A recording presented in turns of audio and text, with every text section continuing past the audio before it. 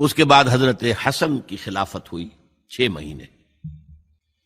لیکن اب جب جنگ کا معاملہ ہوا تو حضرت حسن نے دستبرداری اختیار کر لی، حضرت معاویہ کو تسلیم کر لیا خلیفہ. حضرت معاویہ صحابی ہیں، کاتب وحی ہیں، حضور کے برادر نسبتی ہیں، صالح ہیں. ام حبیبہ بہن ہے ان کی، جو حضور کی زوجہ محترمہ ہیں. ان کا مقام بہت بلند ہے، لیکن ہم انہیں خلفائے راشدین میں شامل نہیں کرتے، اس لیے کہ ان کا جو خلافت کو اختیار کرنا یا حکومت اختیار کرنا یہ قبائلی عصبیت کی بنیاد پر تھا، باہمی مشورے کی بنیاد پر نہیں تھا. لیکن 20 سال تک ان کا دور حکومت ہے اور کوئی خون ریزی نہیں، کوئی غارت گری نہیں، کوئی اختلاف نہیں، کوئی بغاوت نہیں، کوئی جھگڑا نہیں. مدبر اس درجے کے تھے. اب آئیے آخری سٹیج آئی. حضرت معاویہ کو مشورہ دیا گیا. مغیرہ ابن شعبہ ایک بزرگ صحابی تھے کہ دیکھیے جناب امیر، مسلمانوں میں اختلاف ہوا، 4.5 سال 5 سال خانہ جنگی رہی. اب اگر پھر معاملہ آپ کے انتقال کے بعد ایسے ہی چھوٹ گیا تو اختلافات ہوں گے، جھگڑے ہوں گے، مختلف دعوے دار سامنے آئیں گے، جنگیں ہوں گی، پھر دوبارہ جو ہے فساد ہو جائے گا. آپ کسی کو نامزد کر دیجیے. اور پھر مشورہ دیا اپنے بیٹے یزید کو نامزد کر دیجیے. حضرت معاویہ ریلیکٹنٹ رہے، لیکن اس کے بعد انہوں نے مان لیا اور فیصلہ کر لیا. یہاں میں چاہتا ہوں کہ بات سمجھ لیں اچھی طرح. اس معاملے میں اگر آپ حضرت معاویہ کی نیت پر شک کریں گے تو مجھے آپ کے ایمان پر شک ہو جائے گا. نیت پر نہیں، غلطی ہو سکتی ہے. صحابی ہیں، نیت غلط نہیں تھی. نیت کیا تھی؟ اور میں سمجھتا ہوں 100% درست تھی کہ اب اتنا پانی گزر چکا ہے پل کے نیچے سے وقت کے دریا میں کہ بارے صحابہ سب رخصت ہو چکے. اب اکثریت 9 مسلموں کی ہے، عصبیتیں بھی ہیں، قبائلی عصبیتیں ختم تو نہیں ہوئی. لہذا جب تک کوئی قبائلی عصبیت پیچھے نہیں ہوگی حکومت کے، حکومت نہیں چل سکے گی. یہ ابن خلدون کا لفظ ہے، عصبیت، کوئی چیز جو جوڑے آپ کو.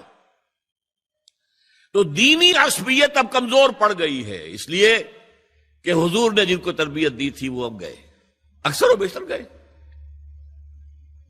اب اگر ایسے ہی چھوڑ دیا گیا اور کوئی قبائلی عصبیت پشت پر نہ آئی تو پھر خانہ جنگی ہوگی. 5 سال تک ہوئی. اس بنا پر انہوں نے اسے صحیح سمجھا. آپ اختلاف کر سکتے ہیں، صحابہ کی رائے سے اختلاف ہو سکتا ہے، لیکن آپ ان کی نیت پر شک نہیں کر سکتے. بہرحال واقعہ کیا ہے تاریخی اعتبار سے کہ یہ 10ویں سال میں نامزد کر دیا یزید کو اپنے بعد خلیفہ کے لیے، ولی عہد. اس وقت تقریباً سب نے بات مان لی سوائے 5 افراد کے. وہ 5 افراد بہت اہم تھے، بہت اہم. ابو بکر اہم ترین آدمی تھے، ان کے بیٹے عبد الرحمن ابن ابو بکر. عمر نمبر 2 تھے، عبداللہ ابن عمر. زبیر عبداللہ ابن زبیر. عباس عبداللہ ابن عباس. اور حسین ابن علی. حضرت حسن کا انتقال ہو گیا تھا. اہل تشیع کا کہنا یہ کہ زہر دیا گیا، واللہ عالم، میں کچھ نہیں کہہ سکتا.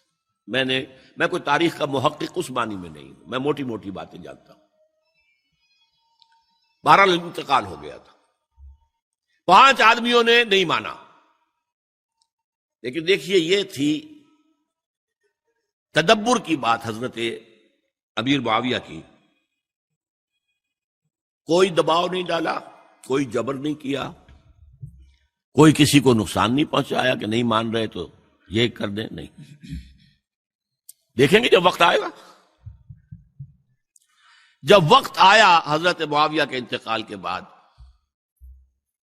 اب ایک صاحب جا چکے تھے، حضرت عبد الرحمن ابن ابی بکر فوت ہو چکے، اب 4 رہ گئے، 3 عبادلہ، عبداللہ ابن عمر، عبداللہ ابن عباس، عبداللہ ابن زبیر، ایک حسین ابن علی رضی اللہ تعالی عنہم اجمعین۔ جب بیعت ہو گئی یزید کی تو اب ان کے درمیان اختلاف ہوا۔ یہ بات اچھی طرح سمجھ لیجئے، تاریخی حقائق، موٹے حقائق کو چھوڑ کر باریکیوں میں جب پڑھتے ہیں تو معاملہ غلط ہو جاتا ہے۔ موٹے حقائق کو سمجھیے، جیسے کہتے ہیں میکرو اکنامکس اور مائکرو اکنامکس۔ میکرو ہسٹری جو ہے، 2 ایک طرف ہو گئے، 2 ایک طرف ہو گئے۔ عبداللہ ابن عباس کی رائے ہوئی کہ اگرچہ یہ غلط کام ہوا ہے، یہ قیصر و کسریٰ کی سنت پر عمل ہو رہا ہے، لیکن یہ ایسی بڑی بات نہیں ہے کہ خون ریزی شروع کر دی جائے اور امن و امان ختم ہو جائے۔ یہی بات عبداللہ ابن عمر کی ہو گئی، یہ 2 تو ایک یکجا ہو گئے۔ مصلحت کہہ لیں جو بھی سمجھے، لیکن نیت پر حملہ نہیں کر سکیں گے آپ۔ دیانتاً انہوں نے یہ سمجھا کہ اب جب کہ ہو گیا معاملہ تو ٹھیک ہے۔ حرام مطلق تو کہیں نہیں لکھا ہوا قرآن کے اندر کہ بیٹا نہیں ہو سکتا، کہیں نہیں لکھا ہوا۔ بہرحال ان 2 کی رائے یہ ہوئی کہ اگرچہ کام غلط ہے لیکن اتنا غلط نہیں ہے کہ اس کو چیلنج کیا جائے اور اس سے جو ہے خانہ جنگی شروع ہو جائے اور فساد شروع ہو جائے۔ 2 کی رائے یہ ہوئی کہ نہیں، we have to challenge it come what may. Abdullah ابن زبیر، حسین ابن علی رضی اللہ تعالی عنہما یا عنہم، تو یہ 2 علیحدہ۔ ان 2 میں اب اختلاف ہوا۔ عبداللہ ابن زبیر کی رائے یہ تھی کہ یہی مقیم رہو مکے میں، حجاز میں، مکے اور مدینے میں، یہاں سے ریزسٹنس موومنٹ ہم شروع کریں گے، کیونکہ یزید کی خلافت تو دمشق میں تھی، بہت دور۔ حضرت حسین کو خطوط آ رہے تھے کوفے سے، کوفہ حضرت علی کا صدر مقام رہا تھا، اور جن سبائیوں نے فتنہ پیدا کیا تھا حضرت عثمان کے خلاف وہ بھی وہیں آباد تھے۔ انہوں نے خطوط کا تاطا باندھ دیا، آپ آئیے ہم آپ سے بیعت کریں گے اور کھڑے ہوں گے اور مقابلہ کریں گے اور اس یزید کی حکومت ختم کریں گے۔ ڈاک کے تھیلے بھرے ہوئے۔ حضرت حسین نے فیصلہ کیا کوفے جانے کا، بہت روکا۔ عبداللہ ابن عباس بہت ان سے بزرگ تھے عمر میں، اور ویسے بھی ایک اعتبار سے نانا تھے، ایک اعتبار سے پڑدادا تھے۔ حضرت عبداللہ ابن عباس حضور کے چچا زاد بھائی تھے، تو نانا ہو گئے کہ نہیں؟ حضور نانا تھے کہ نہیں؟ اور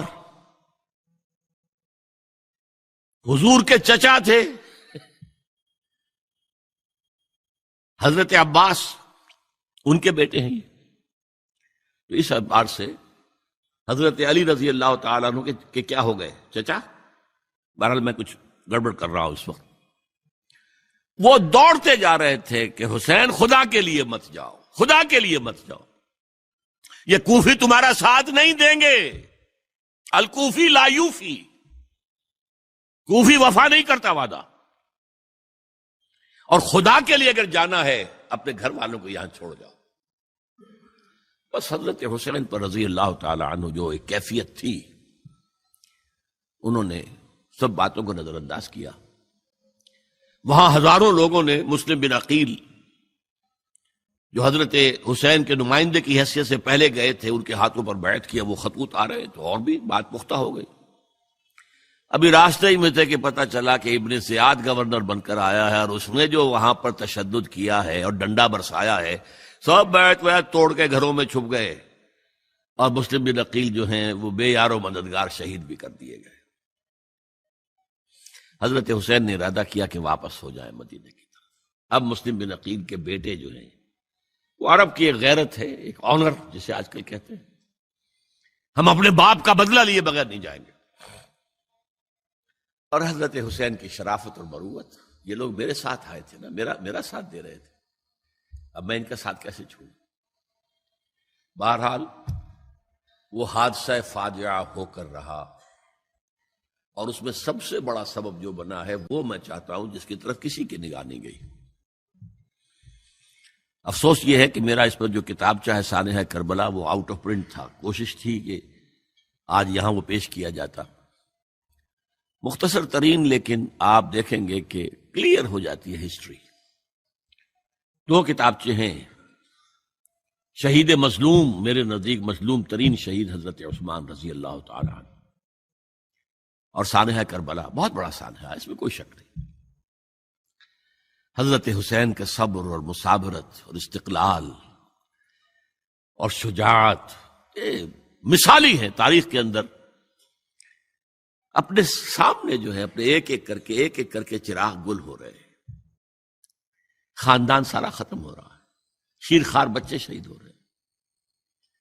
وہ تو ایک بچہ بیمار تھا، حضرت علی بن حسین زین العابدین رحمت اللہ علیہ، وہ بچا ہے.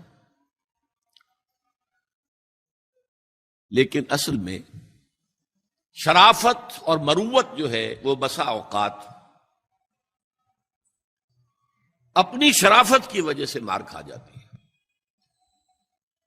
حضرت حسین سے میرے نزدیک یہ ایک اسٹریٹجک مسٹیک ہوئی کہ جب کوفیوں کا لشکر سامنے تھا تو وہاں کھڑے ہو کر ایک ایک کا نام لے گا، فلاں ابن فلاں کیا تم نے مجھے خط نہیں لکھا تھا؟ اے فلاں ابن فلاں کیا تم نے مجھے خط نہیں لکھا تھا؟ سب کے راز فاش کر رہے ہیں. اور دیکھو یہ میرے پاس یہ تھیلے بھرے ہوئے تمہارے خطوں کے موجود ہیں، تم نے مجھے بلایا اور میں آیا.